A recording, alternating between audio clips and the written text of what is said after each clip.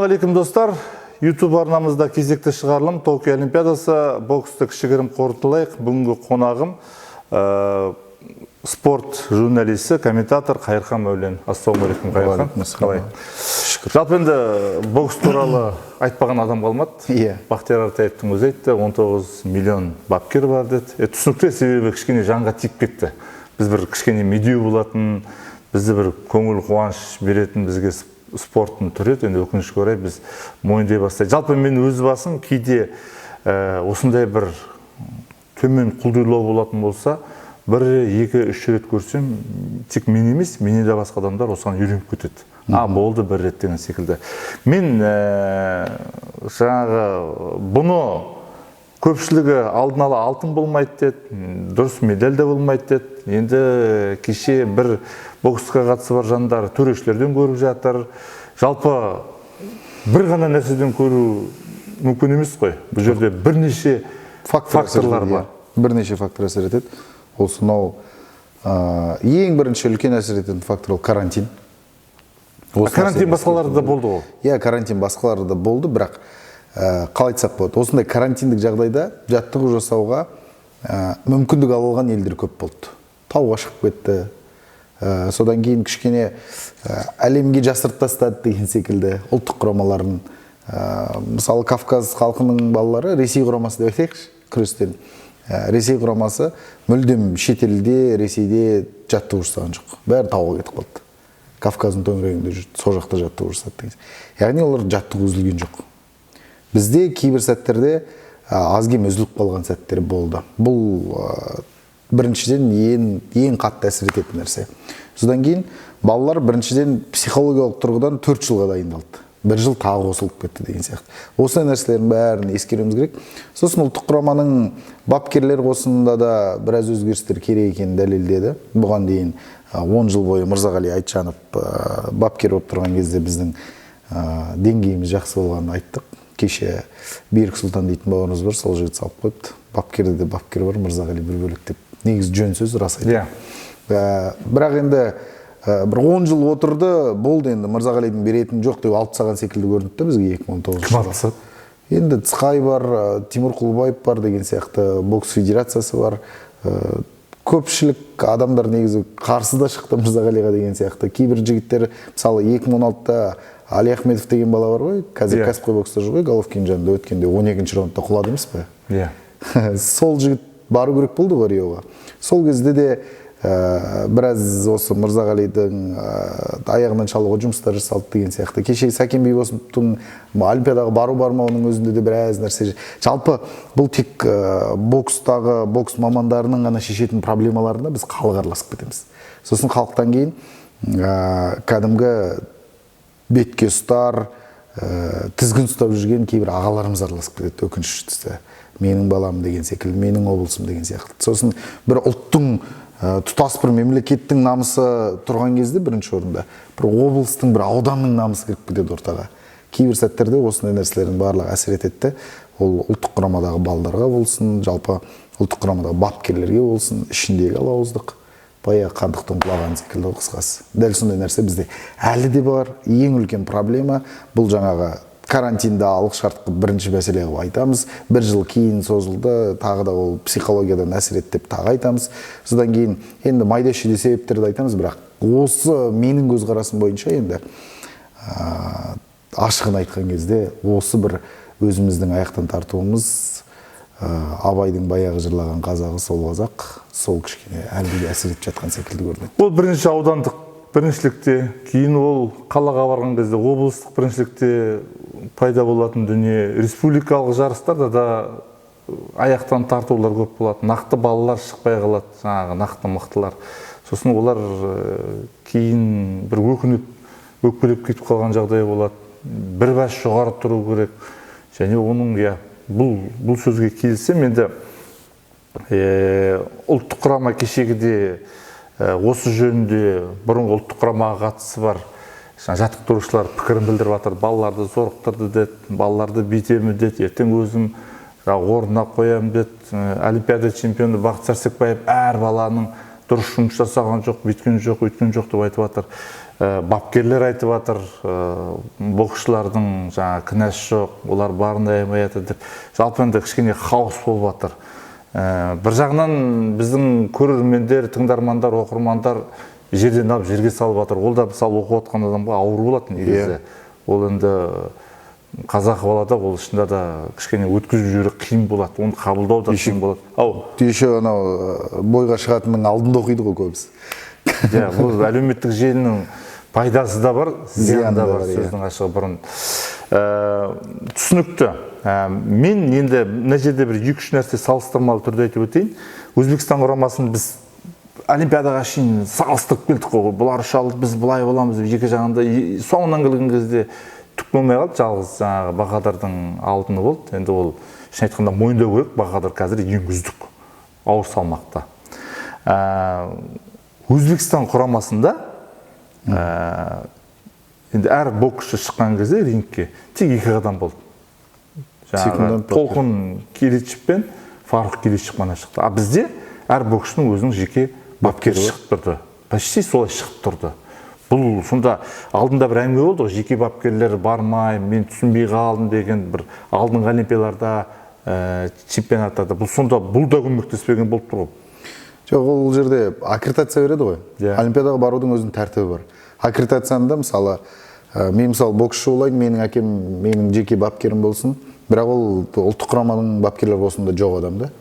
Оны алып бара алмайды бәрібірде. Сол секілді мысалы қазір Ғалымбек Кенжебаев ұлттық құраманың бас бапкері болатын болса, оның көмекшілері бар, Мырзағали Айтжанов бар. Ол да ұлттық құраманың бапкерлері осында жатады. Одан кейін Бекзат Нұрдәулетовтың бас бапкері болып жүрген Марат Жакиевті ол да ұлттық құрамада, Ағырпеков те дәл солай деген секілді. Сондай бір 3-4 жігіт қана барды ғой, негізі бапкерлер барды. Жоқ, неге? Кімдікі Азамат жүр. Азамат бар деген. Бірақ оның барлығы солай да. Ұлттық құраманың бапкерлер қосынында тіркелген кісілер, былайша айтқанда бапкерлер.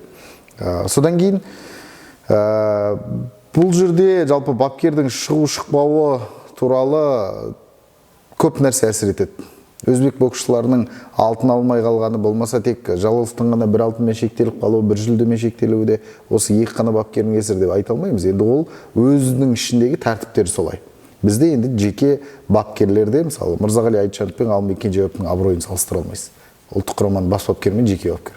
Дәл солай Жакиевтің де абыройын салыстыра алмайсыз деген секілді. Сосын мен сізге мынандай қызық айтайыншы. Әділбек Ниязымбетов айтады, бокстасып жатқан кезде дейді, мен қаншама бапкерлер бар дейді, Мырзағаның өзінің кейде дауысын естімеймін дейді, оңға қарай ұр, солға қарай ұр дейді. 2012-де Лондонға барған кезде бапкерлер қосында кіре алмай қалды да, Марат Жакиев трибунада тамашалауға сондай бір себеп болды. Трибунада тамашалап отыр дейді кездесуді. Сонда мен ұтылып жатырмын дейді, білем дейді. Бірақ бір айла табу керек дейді. Қандай айла табам? Бауырдан ұрайын десем, қалай ұрам оны деген секілді. Соның барлығына әлі миым жетпей жатыр дейді. Мырзағали аға былай айтып жатыр, ана кісі былай айтып жатыр, секунданттар былай кірмейді дейді да миыма. Сонда дейді, қаншама адам айғайлап жатыр, Қазақстан, Қазақстан, Қазақстан деп. Өзім анан көрем, көрмеймін, сондай бір психологиялық қысым болды дейді, бір тура сол жаңағы финалға шығатын кезде, жартылай финалда. Сол кезде екінші раундта бауыры ашық қалды дейтін Жакиевтің дауысын естідім дейді. Алыстан, трибунадан тұрған. Анау дауыс бала кезінен келе жатыр ғой, оның санасына сіңіп қалғанда бауыры ашық қалды дейді, бауырдан ұрады. Сонымен жеңіп кетті де, былайша айтқан кезде. Сол қолына ашық қалып қойды деген сияқты. Бірақ енді кешегі анау біздің жеке бапкерлерді апарудағы біздің саясатымыз негізі өте дұрыс негізі. Мен айтайын деген осы еді. Расында да әрқайсысының дауыстары таныс қой, ол кішкентайынан сөйтіп өсіп келе жатыр. Кешегіде де естіп аттық, кәдімгі төбелес, айғайлап жатыр, кәдімгі жан дауыс шығып жатыр, естіліп тұр да енді. Бірақ өкінішке қарай кішкене көмектесе алмады. Енді тағы бір айтайын, Ресей құрамасы бір арнайылап дайындалған сияқты. Байқасаң, сосын құрамында көбінесе кавказдық жігіттер шықты. Бір 7 салмақтың бір 4-інде ме кавказдық жігіт шықты. Бір салмақ жоқ оларда, иә? Бір салмақ жоқ, 52-де Әзербайжан шықты, 57-де Ноғай жігіт шықты. Енді 69 замкабой, 75-те Бакши шықты, Қырымнан 81-де Шешен жаңағы Хамаев шықты, 91-де Гаджимагадов и Вирясов шықты. Бұрын мысал үшін кавказдық жігіттер аз еді, бір құрама өзгертіп, олар да үйреніп келе жатқан сияқты көрінді. бір басқаша ішінен бір дәмін сезіп алса ары қарай кетеді ғой. Мысалы үшін еркін күрес тек Дағыстанды тартық деген сияқты. Осыдан бір болашақта қауіп болмай ма? Әлем боксына ма? Иә. Жоқ, қауіп болмайды.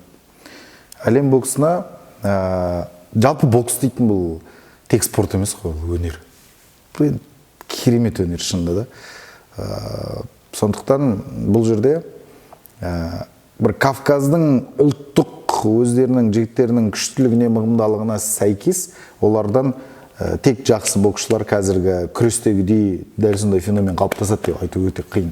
Себебі бокс дейтін мектебі қалыптасып қойған өнерде қазіргі таңда қазақ бокс мектебі бар. Кубаның бокс мектебі бар, ағылшындікі бар, ақштікі бар деген секілді, Ресейдің өзінікі бар деген секілді. Сондықтан бұл жерде ешқандай да қауіп төне қояды деп ойламаймын. Биылғы Олимпиадада негізі бокс дейтін бір өнер екенін дәлелдеп берді ғой расында да. Қайтып Куба 4 алтын алды. Иә, қайтадан Куба шықты. Біз мысалы үшін осы жол шырылдап жатырмыз да, осылай да, бірақ қаншама Кубаның боксшыларынан жеңісті жұлып алып берген кезде болды ғой Айбаның. Иә. Өте көп болды. Өте көп болды. Жалпы биылғы көзін бақырайтып қойып тартып алған кездер болды ғой. Биылғы бокс негізі әділ өтті ғой. Енді Бибосындтың жекпе-жегіне мен негізі баға беруім келмейді. Себебі бұл жерде осы төрешілердің тарапына да қойылатын сұрақ өте көп, бапкерлердің тарапына да көп. Біз негізі өзіміздің бала шығып тұрғаннан кейін эмоцияға берілеміз, қатты эмоцияға берілеміз. Сәкеннің 2-3 раундтағы оның жеңіске деген құштарлығы, жеңіске дейтін бір мақсаты, батырлығын көрсетті де ол. Біздің жалпы қазаққа тән, біз өзіміз сондайды көрсек, кеудемізді керіп, рахаттанып қаламыз ғой. Ол сол нәрсені көрсетіп берді. Ол шынында да көрерменнің көзі айма. Ол Мырзағалидың үздік шәкірті. Мырзағалидың қолын көтеретіндей бар, сондай қимыл іс-әрекет жасады. Бірақ бокста төрешілердің ойындағы ол ежелден келе жатқан нәрсе. Нокдаун ол солай жолдың бірінші раунд. Иә, бірінші раундтағы нокдаун ол 2 раундтағы Сәкеннің ұрғанынан асып түсе алмайды. Егер нокдаун саны 1-1 болатын болса, онда Сәкен жеңеді деді. Сондай нәрсе бар да, бірінші нокдаун. Мысалы, Абылайхан мен кімнің Шынбергеновтің де арасында 69-да керемет бір текетірес бар ғой Қазақстанның өзінде де. Иә.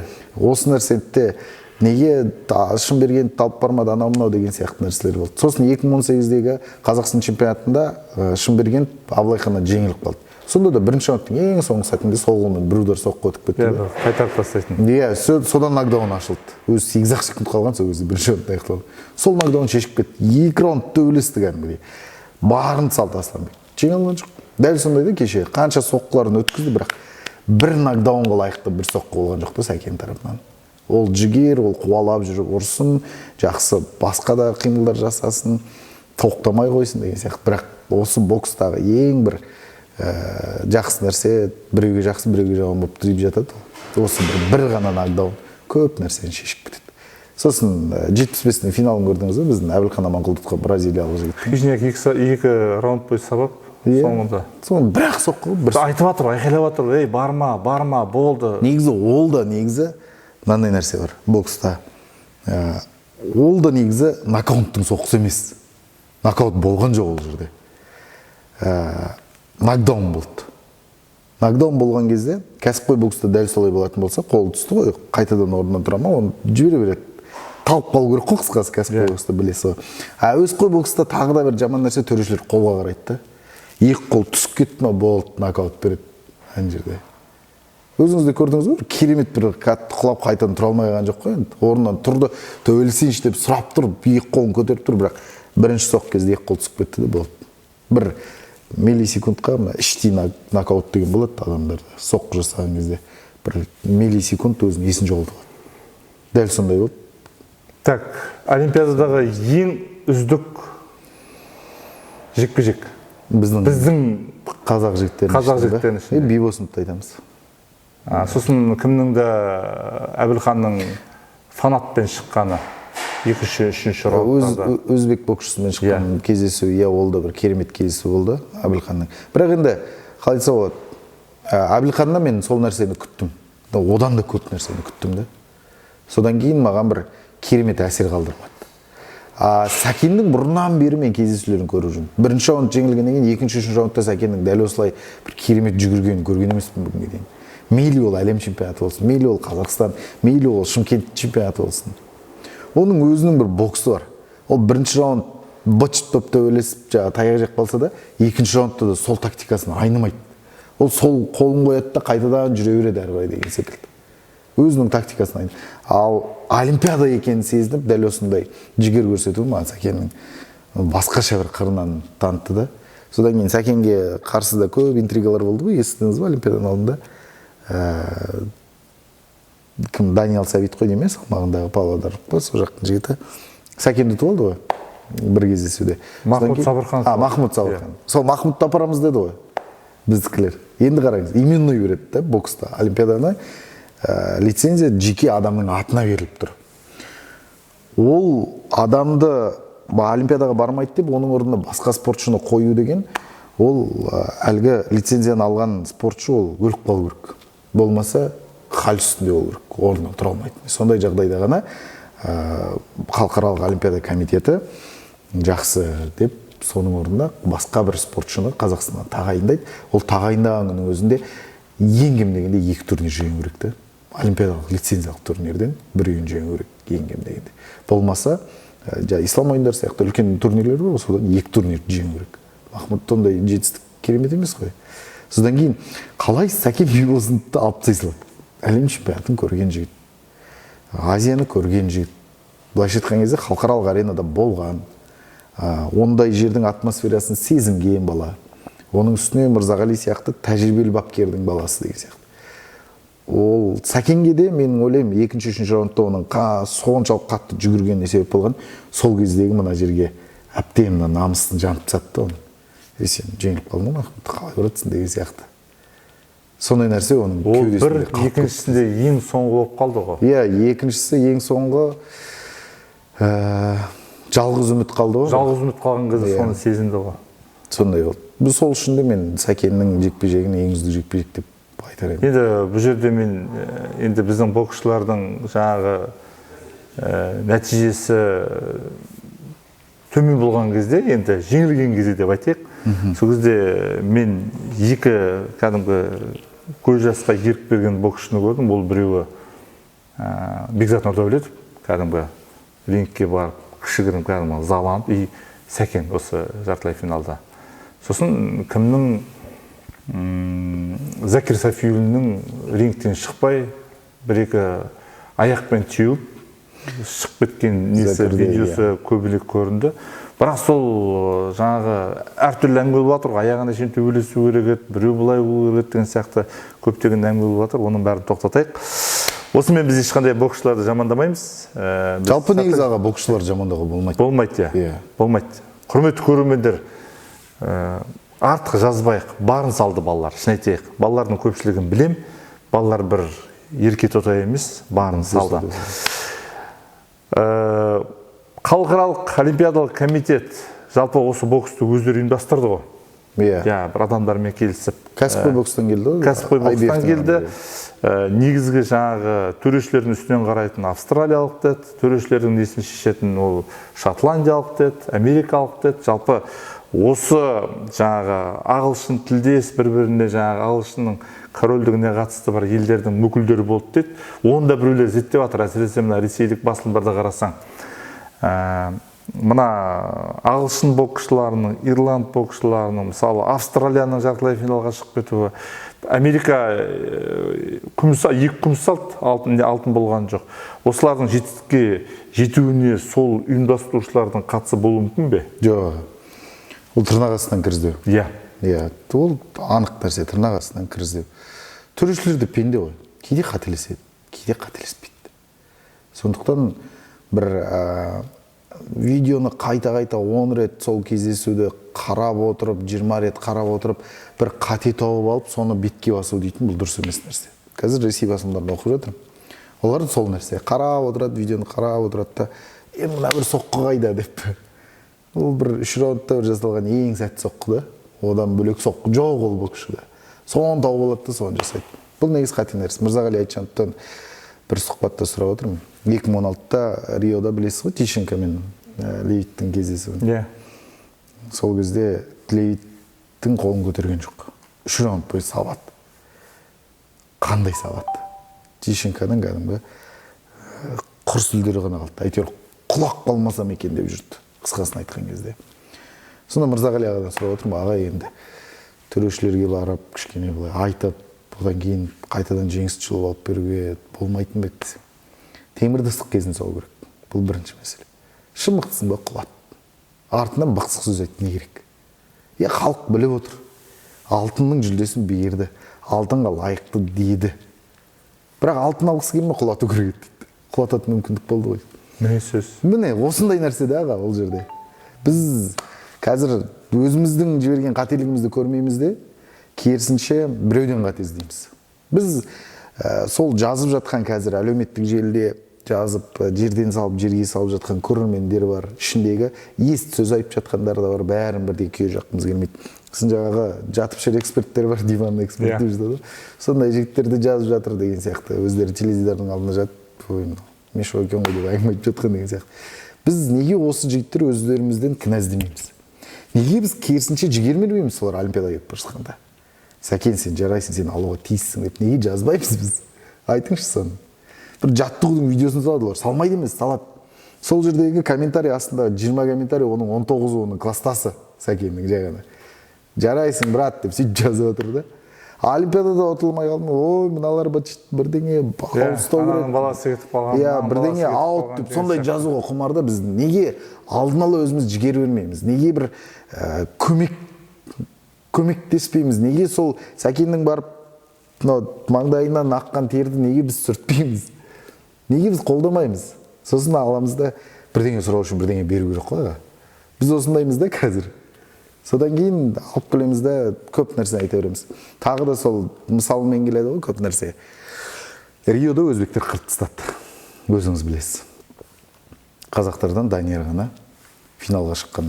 Содан кейін Әділбек болды. Сонда жігіттермен сөйлесіп отырмыз Риодан келгеннен кейін. Қалай болды жалпы деп айтып жатсақ. Жақсы бәрі дейді бір. Олимпиада оларға жұмыс ретінде де. Біздің балаларға қазір таңда сол әсер етіп қалды. Ол боксшы, ол жұмысы, сол салмақта, ол штатта, қысқасын айтқан кезде 69-да штатта Данияр, 81-де Ниязымбетов штатта деген сияқты. Сол штатмен барды, жұмысы біреуінікі сәтті болды, біреуінікі сәтсіз болды. Сөйтті де қайтып келді. Жарайды, кейін істеп аламын деген сияқты нәрсе де. Ал сол біздің жігіттер едеді. 2016-да Риода олимпиадалық павильонның ішіне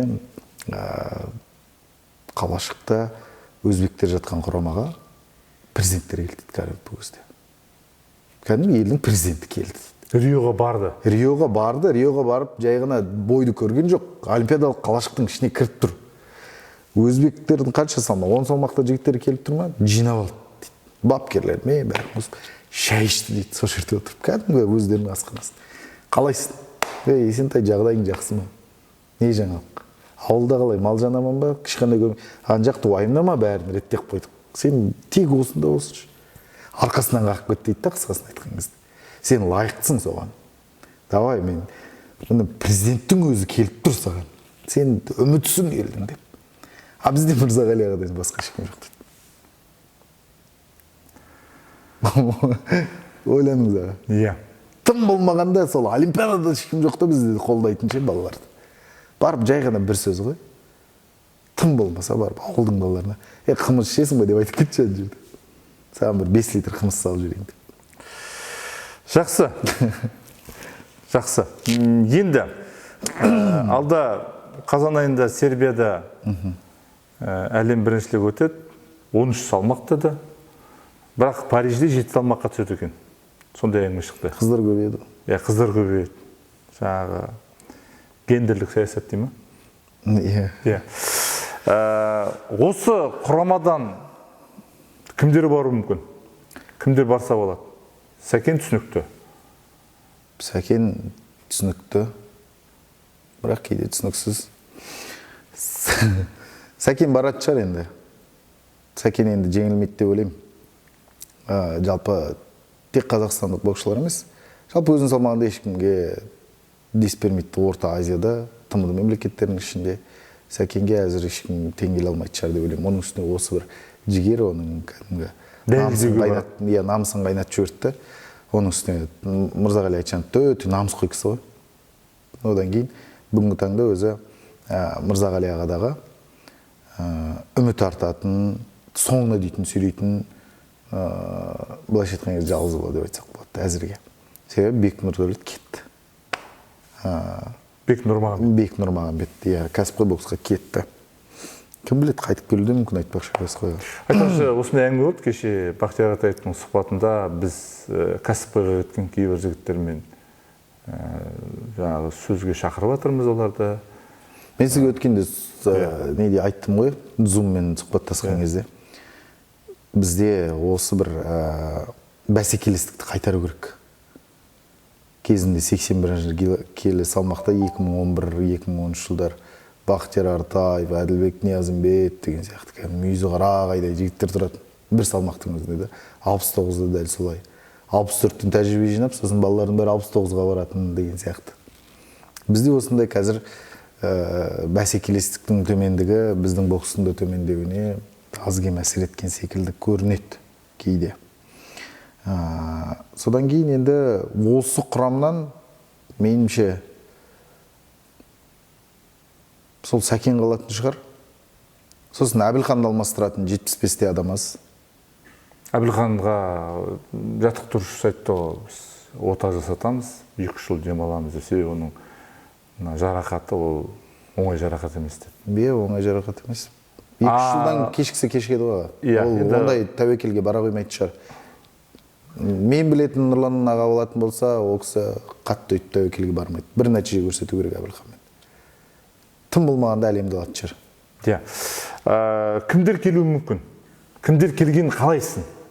Енді біз шешпейміз енді. Бұл кезде мамандар бар. Жалпы біз өз пікірімізді айтамыз, бірақ анда жаңа анау бару керек, мынау бару керек деген жаңағы оқырмандардың пікірі енді ол нағыз бокс мамандары өздері шешер. Ол өздеріне де таяқ болып тиді, ертең келгеннен кейін бір жағына шығады ғой.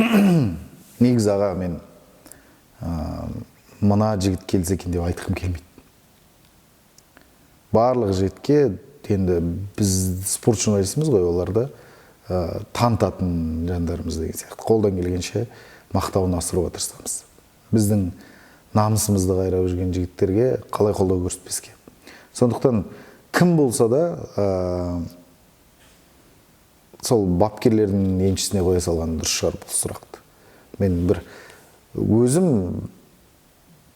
жанкүйерлік танытатын жігіт жоқ негізі. Былай жеке осы жігітке мен жанкүйер болайыншы дейтін ондай бізде бокста ондай азамат жоқ. Кәсіпқой бокста бар, бір жігітке қатты жанкүйермін. Бұйырса чемпион болса екен дейтін Жәнібек Әлімханұлы дейтін азамат бір, өзіңіз білесіз, 75 келі әуесқойда әлем чемпионы болды. Риода алады шығар деп оған көп қатты сеніп едім, бірақ болмай қалды. Болды, басқа ешқандай мына бір салмақтағы осы бір балаға барлық жігіттерді білем, жастардың арасында келіп жатқандарды естуім бар, хабардарым, көріп жүрмін кездесулерін. Кейбір жарыстарға Казспорттан болмаса да басқа жерден жалпы командировкасыз өзім барып көруге тырысамын. Астанадағы оқу жаттығу жиындары жолым түсіп жатса міндетті түрде барып, жай ғана қарап отырамын деген сияқты. Сондықтан бұл құрамада барлық жігіттерге жанкүйерім.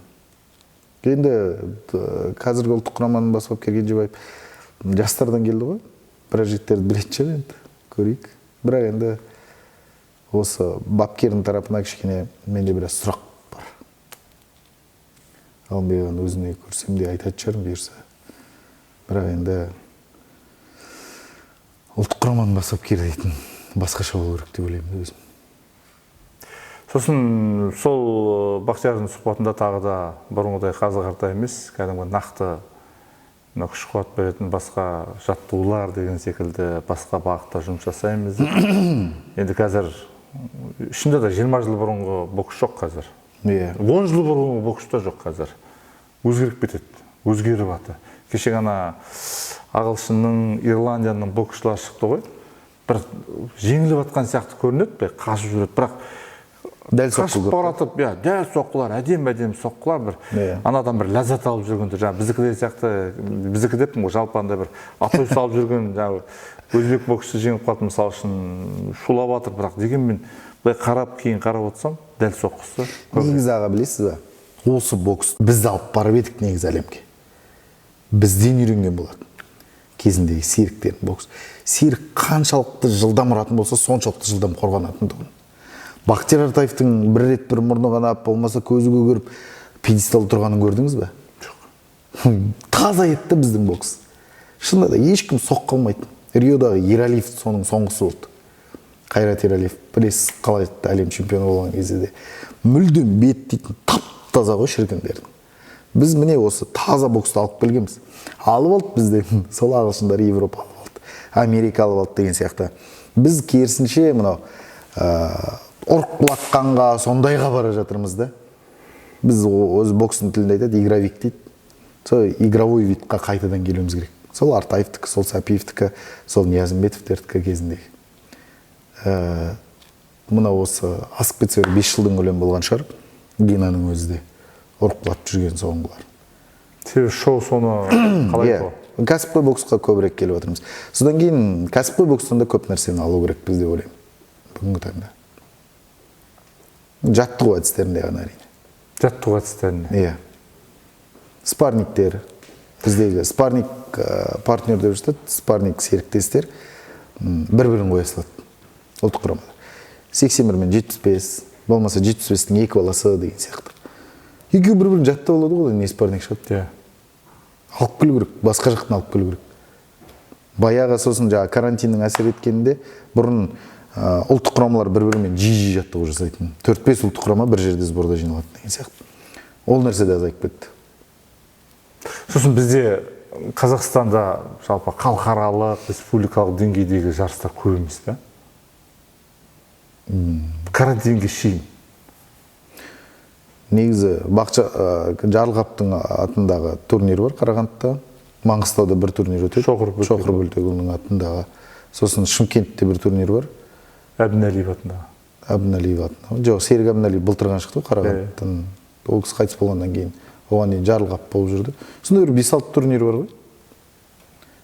Көп емес меніңше. Турнир жақсы ғой, тәжірибе ғой.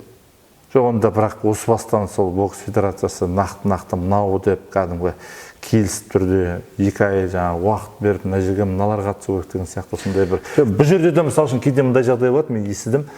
Мысалы үшін бір үлкен турнир болады, соған мыналар міндетті түрде ұлттық құрамадан 2-3 бала қатысу керек, себебі жаңа турнирді көрсету керек дейді. Оның деңгейін көрсету. Иә, деңгейін көрсету керек, сосын ол дайындыққа, оның дайындығы бұл аса қатты қызықтырмайды. Түсіндің бе?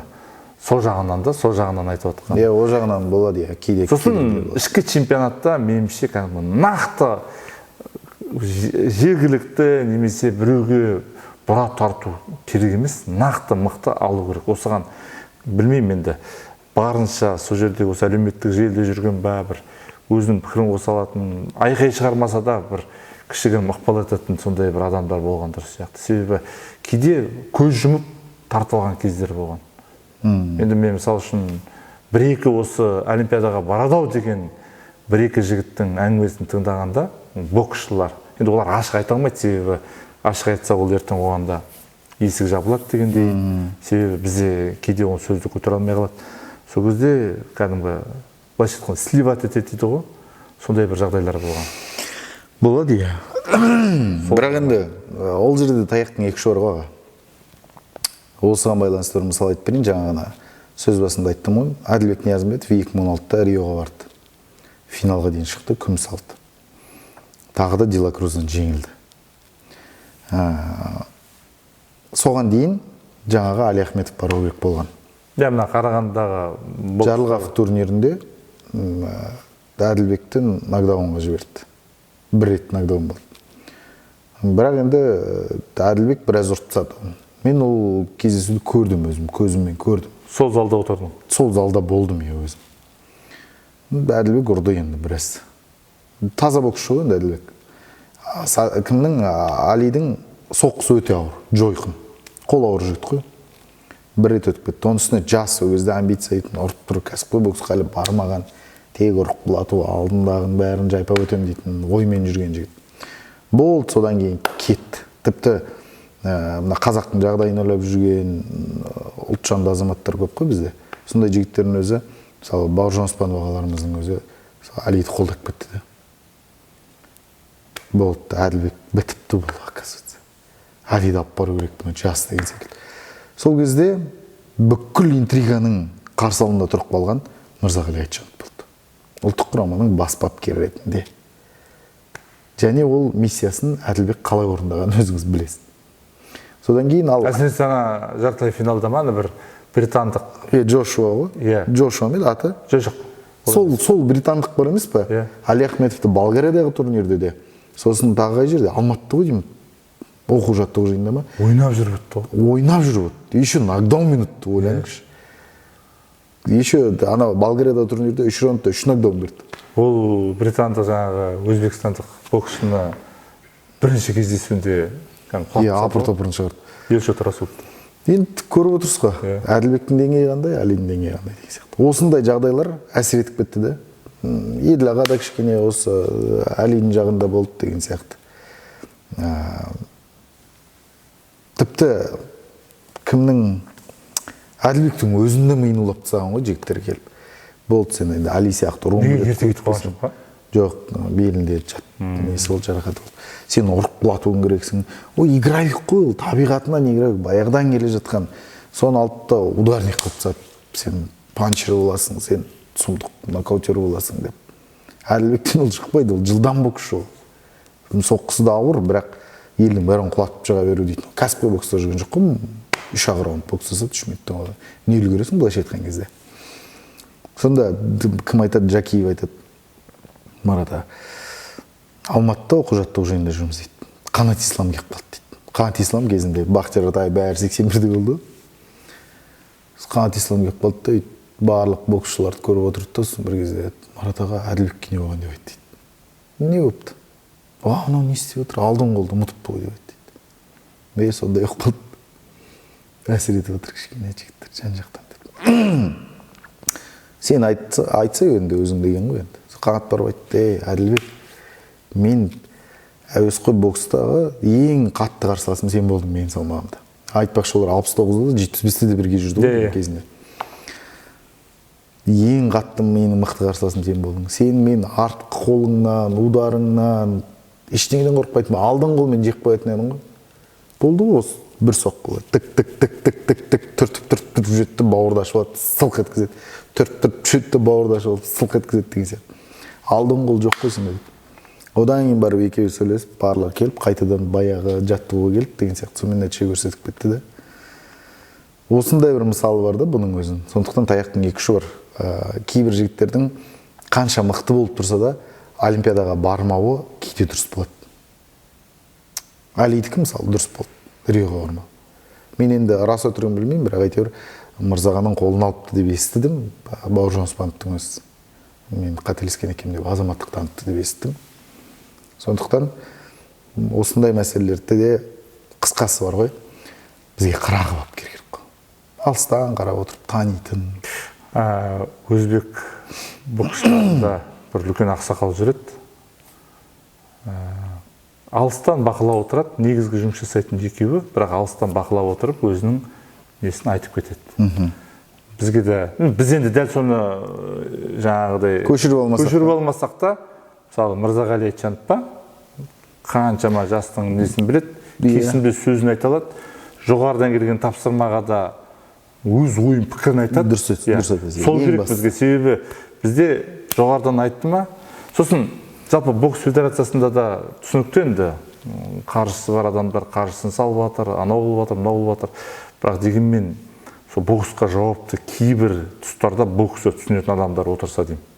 Бізде көп жағдайда қаржыны немесе бір басқа жағдайды жақсы білетін адамдар отырады да, ол әсері көп. Осы жағы қиын. Білмей қалады, сосын жаңағы достарының балалары деген сияқты сондай дүниелер көп болып кетеді. Жаңағыдай нәрсеге сөзге тоқтап үйренуіміз керек. Осы Олимпиаданың кезінде Мұстафа Өзтүріктің керемет бір сөзі. сұмдық әсер етіп жатыр ғой.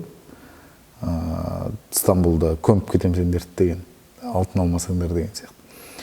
Мысалы, былай қарап тұрсаңыз, сөйтіп айтқан халық батыры атанып кеткен сондай бір кісілер бар біздің қазақтың арасында. Ол бірі Мұстафа Өзтүрік.